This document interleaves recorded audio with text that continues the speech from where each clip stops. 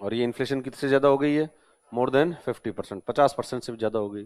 और ये इन्फ्लेशन का सबसे बुरा रूप होता है। सबसे खतरनाक रूप जो है वो कौन सा है? वो हाइपर इन्फ्लेशन। ये 50% से बढ़ती है और फिर यूं छलांगे लगाती है, बड़ी उड़ जाती है, मतलब ये रॉकेट बन जाती है।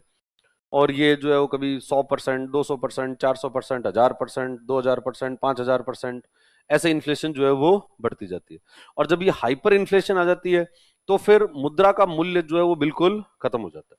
मनी का कोई वैल्यू ही नहीं रहता, करेंसी का कोई वैल्यू नहीं रह रहा, क्योंकि चीजें क्या होती जा रही है? बहुत ज्यादा महंगी होती जा रही है। जो चीज 1 रुपए की मिलती थी वो 6000 की मिलने लग गई।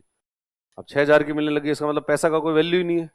अब 6000 रुपए में क्या चीज आ रही है? वही चीज आ रही है जो कि 1 रुपए में आती थी, और वो तो अभी आ रही है।